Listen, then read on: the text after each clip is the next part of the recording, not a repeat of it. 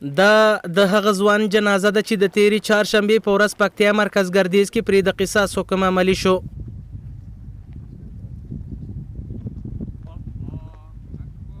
د قصاص شوي ځوان محمد ایاز جنازه د پنجشنبې په ورځ مرکز ګردیز کې ادا شوه. د کورنۍ غړیو له حریت نیوز سره په خبرو کې د اسلامي امارت له مسؤلینو مننه وکړه چې د سولې او بخښنې په پاره خپله نه ستړې کیدونکې هڅه وکړه.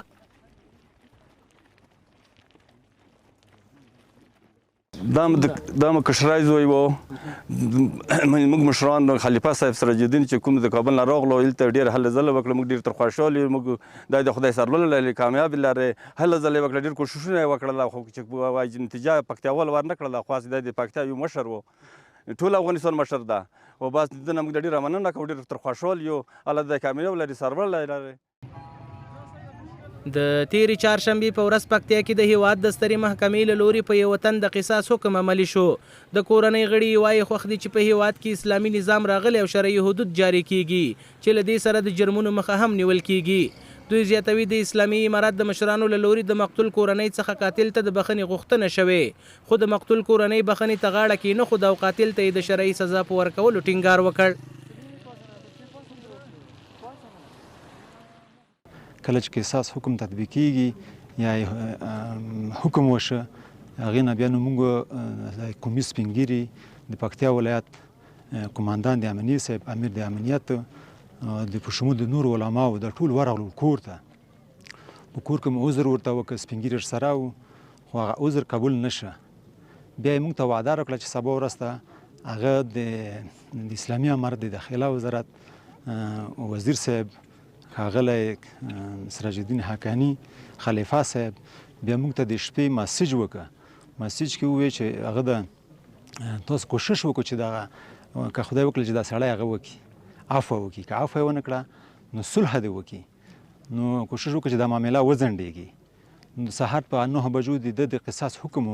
د قصاص نه وروسته کله چې خلیفه صاحب موږ ته دغه هغه وکړه نو خدای دې خیر ورکړي دغه د اسلامي امارت د ولایت مسؤلینو، نور مشرانو، سپین ږیرو او علماو کرامو دا مسله وځنډوله. حتی تر 12 بجو پورې وځنډه. کله چې خلیفه صاحب راغی، خلیفه زه د هغې صحنې شاهد یم چې خلیفه صاحب ورغی دغه د مقتول کورنۍ ته ورغی، هغه ته یې وویل چې موږ د دې دیات درکوو، پیسې درته درکوو، حتی تر 200 لکو پورې د پیشنهاد ورته وکړه چې دا موږ درکوو. خلیفه صاحب ډېرې هلې ځلې وکړې.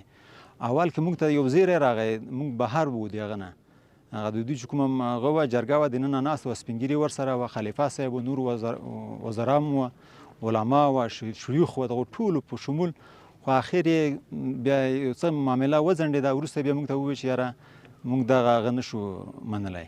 نو په دې مورد خلیفه صاحب ډېر کوشش کړی ده او بیا ډېر خفه و. بیا دی نو لاړل، نو د قصاص حکم تطبیق شو. په ورته مهال د پکتیا ولایت د نظامی محکمې مسؤلینو له حریت نیوز سره په خبرو کې وویل تېره ورځ قصاص شوی کس محمد ایاز د حکیم خان زوی چې د پکتیا ولایت د میرزکي ولسوالۍ اوسیدونکی و او د حبیب الرحمن په نامه یو کس له نن څخه 3 کاله 15 میاشتې او 3 ورځې وړاندې په ډزو سره قتل کړی و. د قاتل محمد ایاز اسد چې د حکیم خان زوی و، د محبت خان مسی و، د پکتیا ولایت د میرزکي ولسوالۍ د کړکین خولې سیمې او اصلي او د مرکز کردیز جهاد مینې سیمې پیلي اوسیدونکی او مقتول چې هغه حبیب الرحمن سیف القتال و چې پیشه د ویشتلو یا د مرګ د 1442 هجري کال د 11 په نهمه د پکتیا ولایت د سمکني ولسوالۍ د نوزي د شوګانو په دره کې د مولوي خلیل الرحمن حذیفه په یو جهادي مرکز کې د قاتل محمد ایاز د طرفه د M16 ډوله توپک په ذریعه باندې حبیب الرحمن سیف القتال یو پیر په سر باندې ویشته سوی و. د دغه نظامی محکمې د رئیس په خبره په دغه قضیه کې پوره دقت او بشپړ څېړنه شوې. په وینا یې د اسلامي امارت مسؤلینو څو ځله د مقتول له کورنۍ څخه قاتل ته د سولې او بخښنې غوښتنه وکړه، خو د مقتول کورنۍ ونه منله.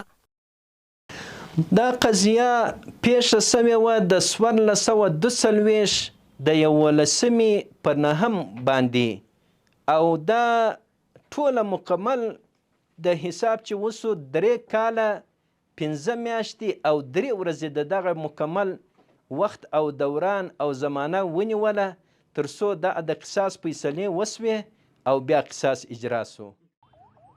د پکتیا ولایت مرستیال والی مولوي انعام الله صلاح الدین له هوریت نیوز سره په خبرو کې وویل دا قضیه له نن څخه 3 کاله وړاندې رامنځته شوې چې محمد ایاز د حبیب الرحمن په نامه یو کس په ډزو سره وژلی و.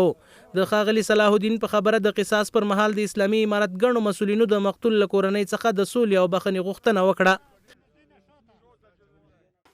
دا چې د ترحم او د شفقت په بنا باندې پرون ورځ خلیفه صاحب مبارک او حاجي صاحب خلیل الرحمن حقانی دا راغلل، دا چې لږ وروسته خبر سوي وو راغلل، او د شیخ صاحب حفظه الله امر هم دا و چې تاسې اول دغه سړي باندې عافیت ته کوشش وکړئ چې عفو وکړي، که عفو نه وه الهي حکم پې تطبیق کوي. دا چې خلیفه صاحب مبارک او حاجي صاحب خلیل الرحمن حقانی د مهاجرینو وزیر راغلي وو، حاجي والي صاحب، زه او ګڼ شمېر مسؤلین، ګڼ شمېر پکتیاوال، قومي مشران، د دغه شهید او د مقتول والدینو ته ورونو ته موږ ډېر غوښتنه د عفو ترې وکړله په مختلفو الفاظو په مختلفو طرقو باندې. موږ ډېره زیاته د عفو غوښتنه وکړله، خصوصا خلیفه صاحب مبارک تقریبا په 8:30 بجو راغلی او تر 10 بجو پورې خپل کوشش وکړ دا چې په عفو باندې پکتیاوال او قومي مشران او خلیفه صاحب مبارک قادر نسو. دا د چهارشنبې ورځ ده چې په زرګونه خلک د قصاص ځای ته ورځي تر څو قصاص له نږدې وګوري.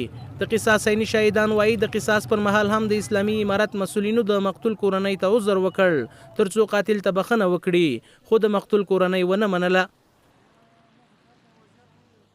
نو دا سراج الدین حقانی صاحب وغږېدی، هغه ویلي چې موږ له کابله راغلو، ورته ډېر غټ مشران خلک ورته راغلو، کوم دي چې و هغه نه بخښه. موږ ډېر عذر ورته وړاندې سوال هم ورته وکړو، حتی د شپې له 12 بجو نیولې د ګهیځ له د لمانځو له ټیمه پورې دې خلکو له موږ سره کومه لار وې نه وړه. نو څه ښه دی چې د خدای تعالی امر و او د قرآن تطبیق و، هغه په دې سړي باندې نه تطبیق کېږي، دا مخلوق ځکه ټول ورته راغلی و. دوی وایي خوښ دي چې په هیواد کې اسلامي نظام راغلی او شرعي حدود جاري کیږي چې له دې سره به په ټولنه کې د هر ډول جرمونو مخه ونیول شي. په قصاص کې پایدې دي، ژوند دی، که قصاص نه وي دغې دا نقصان دی چې قاتل قبیله ورچکېږي، مقتولو هغه بېغرضه سړی پې مړوي، هغه مشر کې مړوي، هغه ویشور سړی کې مړوي، هغه بیا ورچکېږي بل قاتل طرفه و، هغه ویشور سړی د روپۍ ګټلی سړی هغه پې مړوي. دې وجې نه چې قصاص وي نو په علاقه کې په ملک کې زیوته پیدا دا وي کې چې کوم خلک یې وویني د صحنه وویني نو ټول خلک بیا دا ته نشي له نن څخه 8 میاشتې وړاندې هم غزني کې پر 2 تنو سید جمال الدین او ګل خان باندې د قصاص الهي حکم عملی شو.